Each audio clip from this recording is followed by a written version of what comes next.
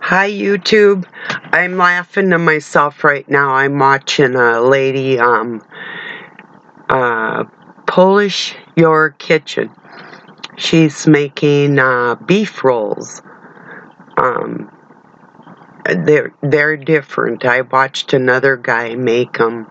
I don't know if I'm gonna make them. I'm just getting different ideas for stuff to cook, so.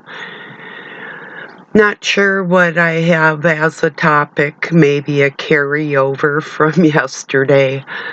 Um, I thought I might get a little more flack than what I did from, I disapprove of porn, period, in my life. In my life, if somebody else imposes their fleshly bullshit in my life, then I have a right to say something about it. If I'm left alone, hey, whatever. Whatever. That's, about the same. Everybody has the right to have their life the way they want their life. I had one, I think it's a man on my Facebook, even just laugh at the title, and maybe the look on my face on my video, being that I haven't been feeling well anyway, and I was talking about something that repulses me, so maybe that made him laugh. I have no clue, but I did find out his maturity level, so yeah. Yeah. These Polish beef rolls, I'll tell you about them. They do look, I mean, I would eat them. I just don't know if I would make them. First off, you start with sour cucumbers. If you don't have them, which is made in the brine, it's not a pickle. It's just made more like a sauerkraut with salt, and it makes its own brine. Kraut does. Now I'm pretty sure it's about the same principle with sour cucumber, a brined cucumber. Instead of the vinegar, you just use the salt, I'm assuming. So you take these sour pickles. First you take like a cutlet of beef or a real lean slice, thinly sliced piece of meat off a roast, and she had her husband pound it out so they're all the same layer. And then you put mustard on there. Then you put bacon and a spear of sour cucumber, and she put onion. Another guy didn't. And then you roll them up and you put them in you put toothpicks through them to secure it, and then you braise them. I can't remember what liquid they braise them in. I think it's beef stock, and then they make kind of like a gravy. And they had in Germany, it's called Spatzel. They made a homemade noodle type thing that they put these on and had them for a Sunday dinner or something like that. So interesting. I watched her take hard-boiled eggs and just smack them in half, shell and all, and then scoop out the white and the yolk and make a stuffing with, she had sauteed mushrooms she had grated, and I think some onion and horseradish, and made this mixture, put a egg yolk in it, put them back in the shell, stuck them in breadcrumbs, and then fried the breadcrumb side down. And then it's for Easter, and then you turn them back over and they're really pretty. Or you don't have to do them in the shell. You could just do them put a ball of it in the breadcrumb and fry it. And she says you eat them either hot or cold. It showed her take one egg half and eat some of it out of there. So interesting. I don't know that I would do that either, but back in when I was like a young mom, I was always doing things like deviled eggs, and I didn't just make like a dozen of them. I'd make like 2 dozen, so I had 48 halves. Sometimes even more, depending on the people that were around, you know. So one time, Doug's daughter and I wanted strawberry cheesecake, so we're gonna make homemade cheesecake. Oh, we did. Well, I think, and it was pretty stupid because I think we tripled the recipe.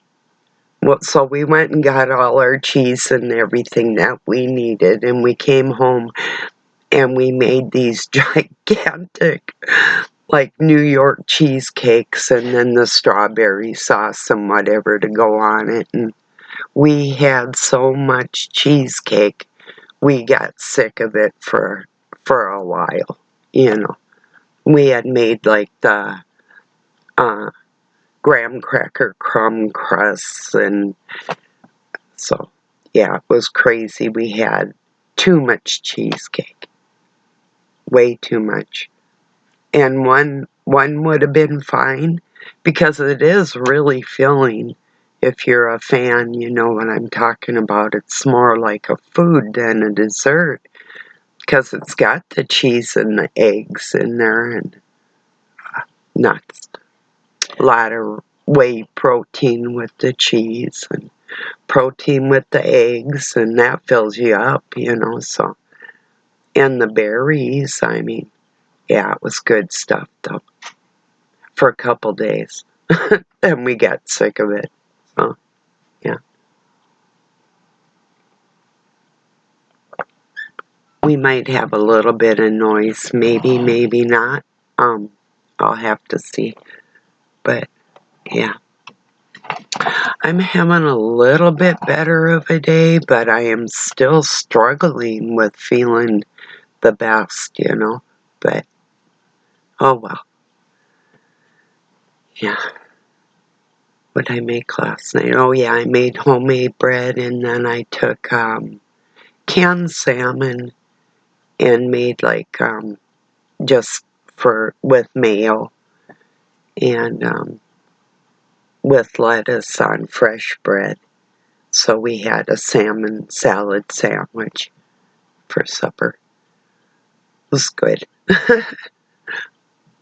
I think it's just gonna be maybe fried eggs tonight.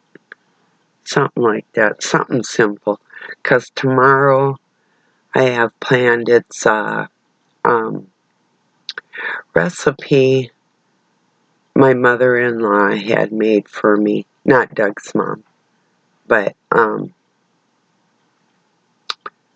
anyway, my stepmother-in-law, not my actual mother-in-law, but yeah, 'cause his dad had gotten remarried. So anyway, her name was Jeanette, had made me for my birthday this hot dish, and it had just like a cream sauce, and it had onions in it and ham and green olives in this macaroni hot dish. And I didn't know if I'd like it. I'm not a big ham fan. But I like this stuff. I don't know. And it might be too, just, you know, I don't know, just her making it for my day. And then she made me ask me what kind of cake I liked. I said, oh, chocolate, lemon, strawberry. She had a lemon one. She made me a lemon chiffon cake. So just that meal alone, I'm not going to make the cake, but I'm going to make the hot dish tomorrow. And I don't have ham, but I have Spam. So I'll be using that. I'll just dice it up real small. So, and really the most prominent flavor in the whole thing is the green olives, which was weird as hell to me. when I was like in my 20s. I think I was 24 that year. Oh no, 23 maybe. No, 24. Pretty sure now. Anyway, it was good stuff. So every once in a while I get in the mood to make it, and I'm going to be doing that tomorrow. So I think tomorrow. I don't feel good enough to do it today. It's not super strenuous, but you know, I want it to be nice. You gotta cut up the olives, you gotta cut up the onion, the meat, boil your noodles first, and then put it all in the oven to bake together, and the flavors mingle, and it's good. Something to do with leftover ham if a person gets, like we don't much. Doug used to buy a lot of ham, but thank God he doesn't much anymore, because I don't really like it. And if I do have it, well, like, okay, here's something I like ham, because this is the only flavor you can get to make. I made homemade croissants, not store-bought, homemade ones, and I make them a little bigger. If you're going to go to all the work of making a croissant, you might as well make them like big enough to actually make like a sandwich, So I like ham and Swiss croissant sandwiches. Oh, they're the bomb. And it's the same with like corned beef. I will make corned beef every once in a while, like, maybe Easter time or whatever. They have it on sale a lot. And then, so I'll make like maybe corned beef cabbage, or make the boiled dinner with the potatoes and everything. But then I get a big enough corned beef where I can have, take sauerkraut and, your corned beef and rye bread and Thousand Island dressing, and then grill them, and make Reuben sandwiches. Oh, it's so good.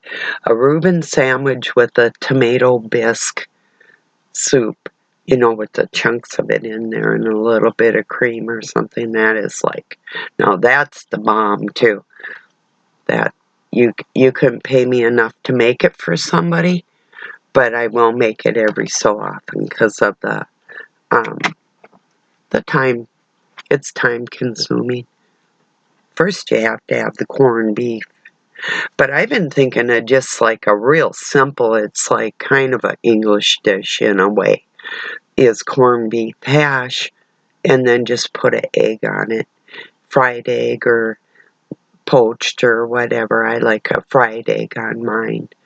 So, and I've been thinking about corned beef lately. So, yeah. Good stuff. You can buy it in the can, and admittedly, it smells like canned dog food. It really does. If you can get past that. But it was something we would have in my childhood. I think like a can of corned beef, and we each had like an egg on it with some toast or something, was like a breakfast. And a lot of times my parents would have like oatmeal first, or they would have like, always have like two things, like eggs and cereal, or I don't know, and half raw bacon and runny eggs and scary stuff, greasy potatoes, and everybody cooks different, whatever. So, yeah. Oddly enough, Doug grew up eating kind of burnt potatoes with burnt onions in them, and the onions don't really cook. They just get kind of greasy, And then, I don't know, really hard to describe. It's a very unique flavor, and I don't think you acquire a taste for it ever. But yeah, some things our parents cooked well, you know, that potatoes wasn't really one of them. So I like my potatoes golden brown, and if you're gonna put onions in them, you don't put the onions in until the potatoes are at least half done, because the cooking time isn't as long. Or you can even saute them and take them out of your pan and get your potatoes done, and then just put stuff in there like that if you want onions in there. That's how I would do it. I wait till they're almost done and then throw them in there. And you can tell when they start getting clear, they're done. Unless you want them caramelized, you know. So then I would do them first. So I guess I found out what I was talking about today is cooking. I fast all day. It's like yesterday. I was watching a lot of cooking shows. I've been watching this guy called This Dude Can Cook. That dude can cook. He's a really good cook. So I've been looking at recipes from all over the world, and I don't know, it's just like, I don't know how to say them for sure. Greek heroes, I think, you know. Usually it's with lamb, but you can do it with beef and make your own tzatziki sauce and use pita breads. I didn't make my own pitas. I would just, I used to buy the hero kits, but I found out that I like my own tzatziki sauce better when you grate your own cucumber and you use yogurt, and can put a little dill in there if you want, and lemon juice, and for your sauce, grated onion. Yum. So good. And then you have like shredded lettuce and slices of tomato, and put your grilled meat in your pita, and then all your stuff in your sauce, and wow, yum. It is best with lamb. That was the best one I ever had, but I've only had one like that. The rest I've made was with either ground beef or roast. You can use, you know, and it's better if it's grilled meat. Oh, now that's good. So, yeah. Make myself hungry, I think, through the day. If I'm watching cooking shows, it's like, well, that looks good, that looks good. Then probably by the time I get to the kitchen, I'm like, oh, psh, heck with all that. No, like I say, I used to put a lot of time into making my meals and all that, but that gets really sickening, you know, especially if you did it for a living and then you go and, you know, I don't know. I didn't always just do it for a living. I've had a lot of jobs in my life, but I did enjoy cooking. Mostly, I enjoyed cooking in the high school for the kids, or even at the elementary school. That was comical to watch little people carry their tray. Sometimes they had problems, you know. That was comical, you know. But yeah, I like cooking for the kids and serving them their food. So, anyway, we had where I worked in a high school, um, I worked for the same school system doing a lot of different things in my life, but the kitchen was nice. It was fun. We made some phenomenal food because I helped plan the menu through the year for every single day for those kids for a nutritious, really phenomenal meal, like I say, you know. Anyway. And there was always salad bar, and so it was really nice. But I was working for my adopted mother, and she was the head cook there, and I couldn't stand another day of it. Not even getting my days off and having to listen to somebody that was personal to me call me and tell me how she needed me there. It's like, no more of this crap. So I went to work at the same school district as a paraprofessional, working with handicapped kids, emotionally disturbed children in the classroom. I loved that. But I had to move up north and keep myself safe from some really horrible nonsense in my life. So, yeah, I had to give up my job. Well, I didn't have to. I could have stayed there and died. My kids might have died too, so I did make the best decision at that time in my life, but yeah. But I did like working with the kids and cooking for them. Anyway, 700 a day we would feed. It's pretty good number, you know.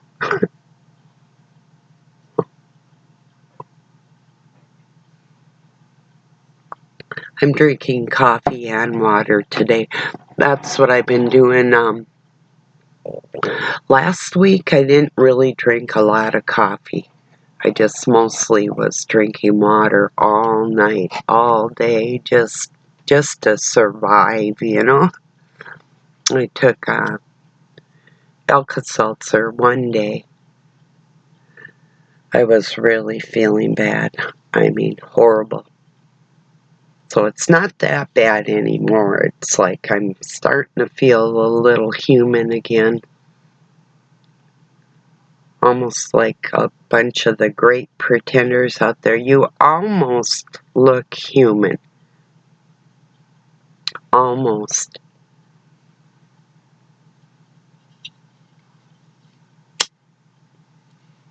I get a kick out of people that will word their videos, so I will watch them, but not really communicate with me. But yet, know what I'm talking about, just enough to have that wording in there and everything. Well, thanks. You know. Yeah, God bless your channel too, right? So, whatever your message is. My message is straighten up and fly right. Your message is, oh, we can all fly at about this speed because it doesn't matter. You know, God loves us anyway, so it doesn't matter. You know, why reach for the heights? Because we can appear to fake it till we make it. But you can't. You cannot fake success. But you can pretend till the ball drops, and then what? You know? Wait till your deathbed, till your last breath, to tell God thank you and you're sorry, but you're not sorry enough to quit doing what you're doing. You don't want to turn from your wicked ways, some of you. And that's where I come in. Yeah. Telling you, yeah, if you want to take it out on me, you go right ahead. Must make you feel like a big man. That's cool. I'm proud of you. Couldn't be prouder. That was a lie. Imagine that. No self-control, and you blame some old woman on the internet for it.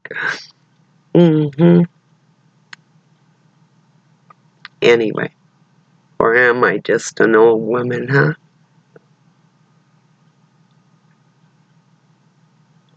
I know I'm something, but I haven't quite figured it out yet. Oh, I must be confused. No, no, I'm not. Just kidding.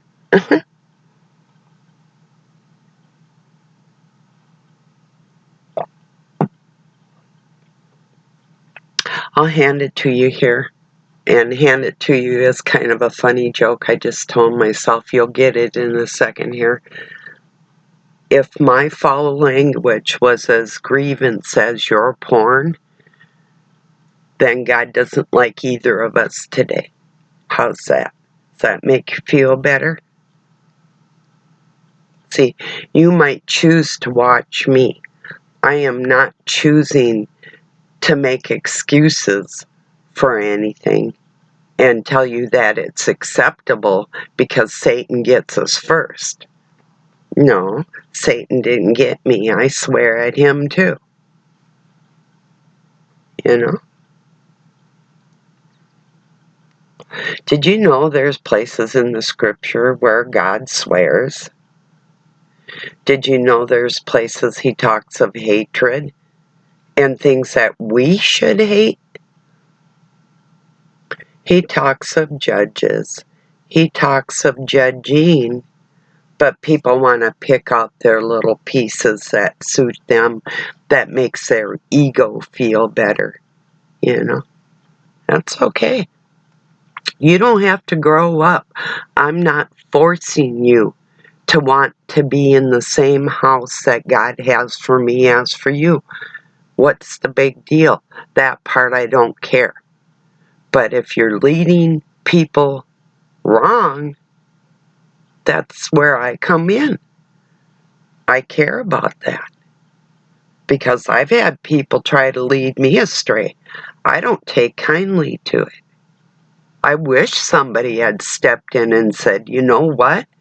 You just told this girl something really bad that's going to harm her future and hinder her advancement. That's not cool. But nobody did that for me. Thank God I had the mind to do that for myself and other people. You know, as an elder out on this planet, that's what we should be doing. Is telling people the right way, not the wrong way.